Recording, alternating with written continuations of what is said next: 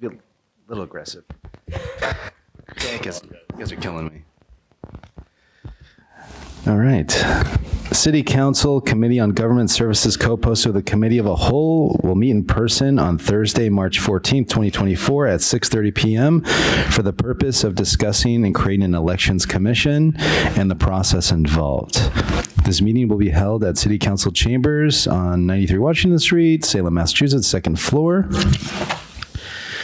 Please click the link below, password 629-6593, or telephone 877-853-5257, toll free 888-475-4499, webinar ID 861-9969-6136. In-person shall be the primary method of public access for such meetings. A secondary method of public access will be provided if technological feasible. Salem Access Television and remotely through Zoom. Please below for the remote access for SATV information. And tonight, again, we are talking about the Elections Commission. This is our, I believe, third meeting about this. A lot of meetings about this. So tonight we have in attendance, we have Christine from the League of Women Voters. We have our city solicitor, Beth Renard.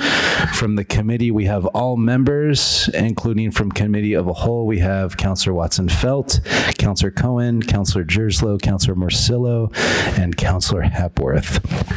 So to kick things off, in front of everybody, we have some revised language. And the order of what we're going to be talking about with tonight's meeting is specifically the language when it applies to the home rule petition. We did have some counselors that had some outstanding questions about the language. And yeah, we'd like to talk about that. Before I get into it, it seems that, I was really looking for, to move this forward for this evening. However, we really want to get this right. And I think it would be reasonable if we wait till the budget to figure out how we do this. After talking to Mayor Pangallo, he had some hesitations only because we really need to figure out how to fund these positions going forward. I don't foresee the legislature taking more than a year when it comes to the passage of this as a home rule petition. So I'd like to get through budget and then revisit this in July. However, tonight, since we have our city solicitor, I'd like to go through the language so that we can at least get something that's buttoned down for the future so that we can continue on with this. So with that, I'll open it up to the council and our city solicitor. So I guess I'll start. So we do have some red lines in section 1, and this came from, I believe, Councilor Stott, who just wanted some more clarity when it comes to the language. So as the red line, you can see, it really does, I guess, establish when it comes to the representation of the two major political parties. And Beth, if you may, can you please explain the changes? Thank you. Sure.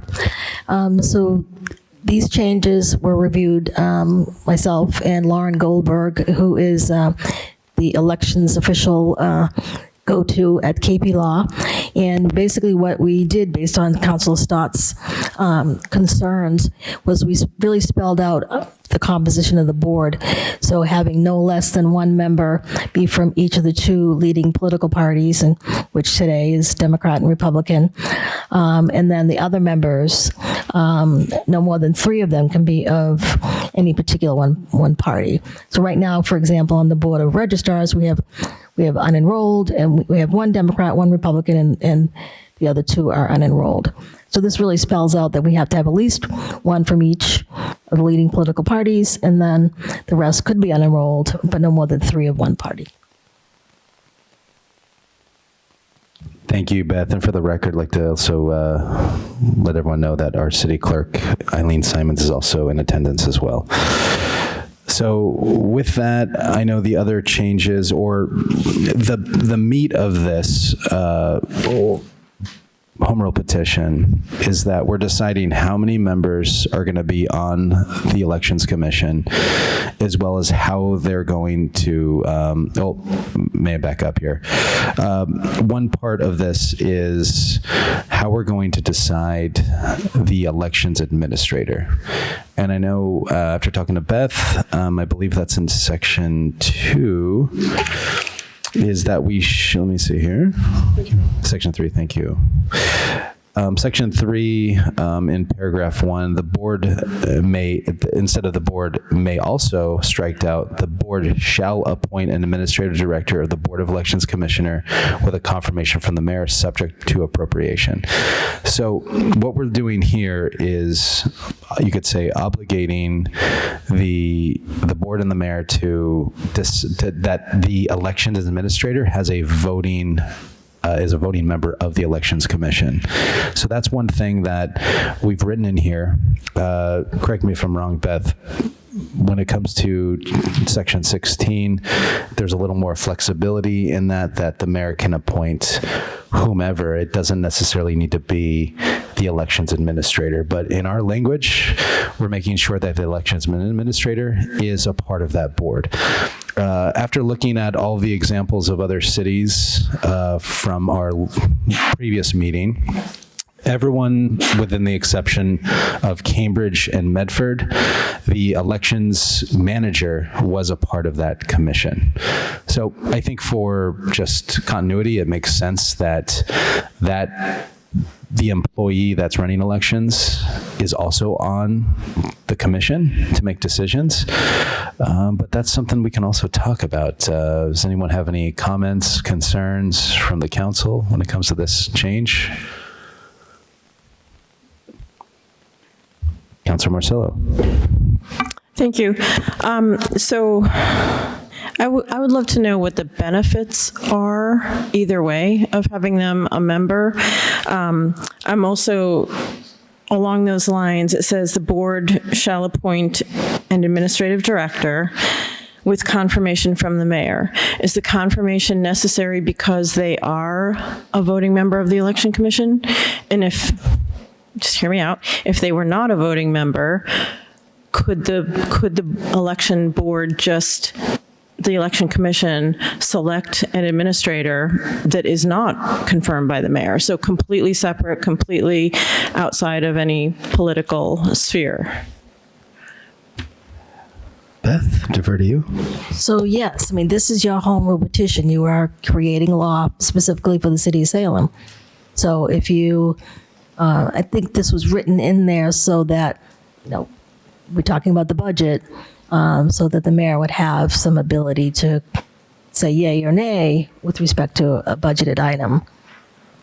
But it could be however you wanted to write it. I'll have to look to see what other communities do when they are members of the board. I'd have to check that. So if I can continue. So the kind of check here is that if the mayor confirms, then they're also doing a check on the salary, correct? Right. Which is the budget item. So how does that work for the health agent that is hired by the Board of Health? That's statutory, hired by the board. So historically, the mayor has participated through the HR director, but doesn't have a vote on that. So. Okay, so then I would assume that the mayor sets up a salary range Yes. with the HR director, and that, okay. So I think it's just understanding that the 4 members, there's 4 members that are appointed by the mayor, and then, I always get this word wrong, and then confirmed by the city council, right? And then that 5th person is selected by the Election Commission, and then confirmed by the mayor. And then whether or not I would just love to know the benefits of being a voting member of the board, I guess. So the city clerk might be able to speak to that because she is a member of the Board of Registrars. I don't know if Eileen, if you want to speak to that. So as a voting member of right now of the Board of Register, I do not vote if it's not, unless there's only 2 members and it's a tie. I usually abstain from voting, but I believe the benefit, especially when it comes to an election commission, is that that person is actually doing the work. So I think it would be helpful and an advantage for them to be able to vote on what somebody wants them to do, or be part of that discussion and have a vote in it. And also the other thing is, again, for a recount, unless there's an issue with the amount of people on the Board of the Election Commission, I abstain from voting, but if there wasn't, I would know enough of the law, along with, if we have another legal advisor there, but enough to make a recommendation and be part of a vote to, whether that vote's going to count or not, or and such as that. So I think that person has the knowledge and the experience and need to have some input into what's being voted on. Thank you, Eileen. And if I may add to that, after talking to the elections commissioner of Revere, Paul Fahey, how things usually happen in their meetings is that most of the time he's the 4th member of the 4-member committee, and he's appointed by the city or the mayor. He usually doesn't vote when it comes to certain matters. So I think there's flexibility there, but after talking to Paul, he usually stays out of the votes when it comes to elections commission items until he needs to, even though he is the 4th member. All right. Any other questions? Councilor Merkel. Thank you, Chair Varela. Not so much a question, just wanted to offer an opinion that I do think the language in Section 1 is clearer. I do. I think it is a little bit easier to understand, the makeup of the commission with this explanation. And I also support the person that will be in charge of the elections. I don't know if we've settled on that title, but being a member of the commission. They're steering the ship, as our city clerk said. They have the most hands-on knowledge, and I think it's more than appropriate that they are a voting member of the commission. Absolutely. And I'm also comfortable with not only the board shall appoint the administrative director, but also a confirmation from the mayor. I think the more it is a process, the better. I think it's a better process to have it go through both the commission and the mayor, so everybody is having a say and taking a look at this. And yeah, I'm comfortable with this as it is. Thank you. Awesome. Thank you, Councilor Merkel. And it is kind of somewhat consistent with what city council appoints the city clerk, who is the de facto ex officio on the Board of Registrars. So it's kind of the same, I guess you could say, reference point. All right, so seeing no hands, can we move on to Section 6? All right, so Section 6, we have some strikeouts here. Under the first paragraph, halfway down, the mayor shall forthwith appoint 2 additional members with a strikeout added, consistent with the party representation set forth in Section 1. With the strikeout, which is we're going to be eliminating, of the Board of Election Commissioners, consistent with the requirement that no less than 2 members of the board must represent each of the 2 leading political parties as defined in Section 1 of Chapter 50 of the General Laws. Any questions, comments for Beth? Everyone feels good about that? Okay.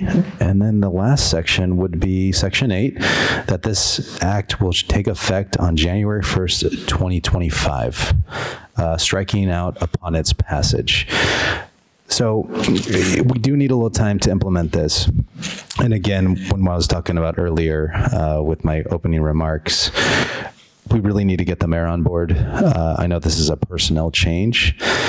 So, I want to give us a little more time. I want us to get through budget because we would effectively have to figure out a way to get a little more personnel in the elections office when it comes to this change. So with that, any questions from the council? All right.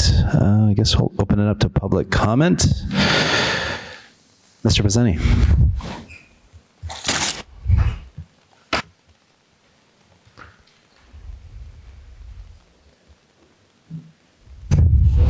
Thank you, Council.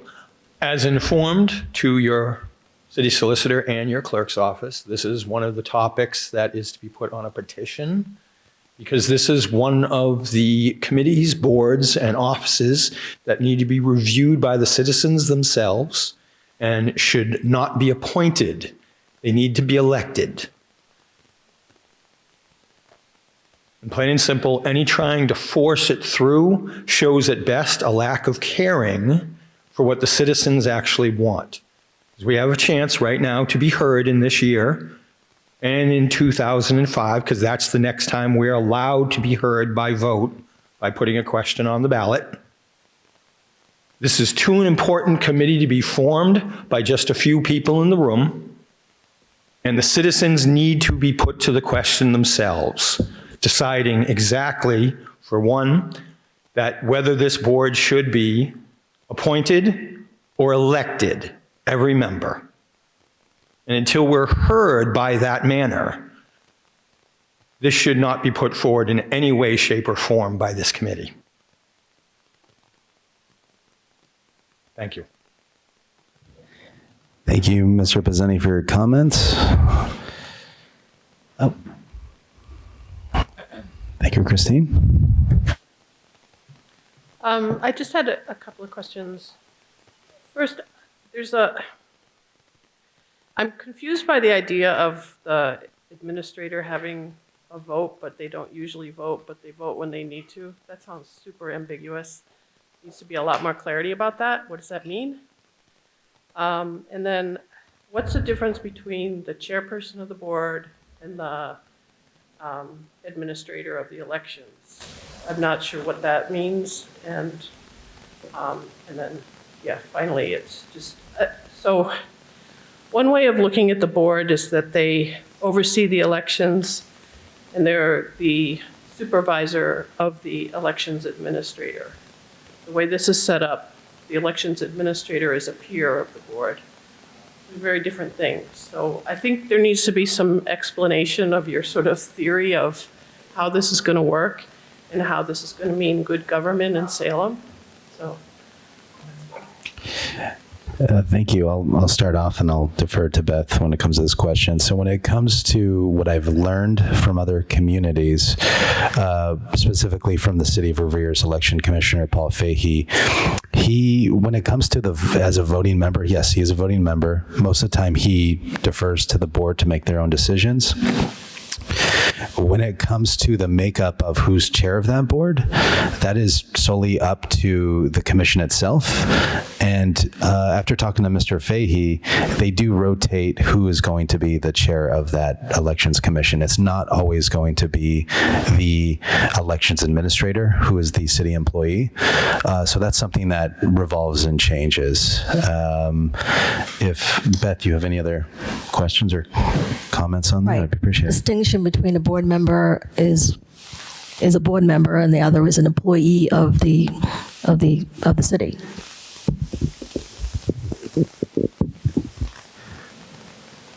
Okay. All right. Councilor Merkel.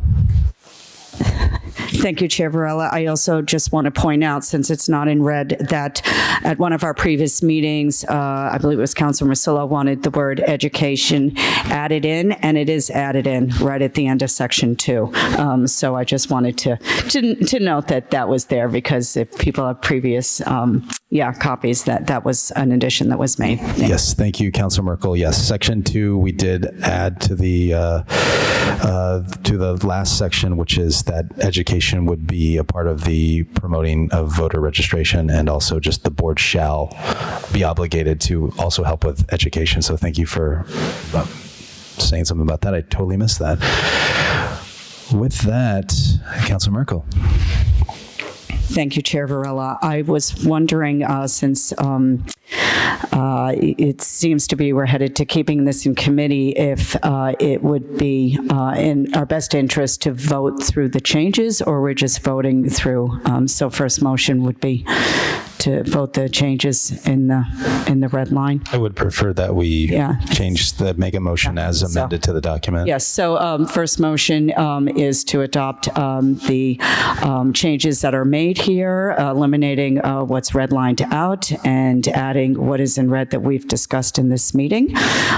Yes, I make a motion for that. Thank you. Awesome. All right. Councilor Merkel makes a motion to, as the document as amended, as what we see here today, seconded by Councilor Harvey. Let's see. We'll do a roll call vote. Councilor Davis. Yes. Councilor Harvey. Yes. Councilor Merkel. Yes. And Councilor Presnowski. Yes. Excellent. All right. So we went through the changes. I'd like to make Councilor Merkel, please. Did you? Sorry. Thank you. And long day, guys. Sorry. And I vote as well. Let the record show 4 hands plus my own. The matter carries. Councilor Merkel. Thank you, Chair Varela. Yes, I make a motion that we keep this in committee. Councilor Merkel makes a motion to remain in committee, seconded by Councilor Harvey. All those in favor, we're just going to do hand all right, all members, 4 hands plus my own. The matter carries. Councilor Merkel. I make a motion to adjourn. Councilor Merkel makes a motion to adjourn, seconded by Councilor Harvey. All those in favor? Like the record show, I see 4 hands plus my own. The matter carries. Thank you, everyone. Have a good night.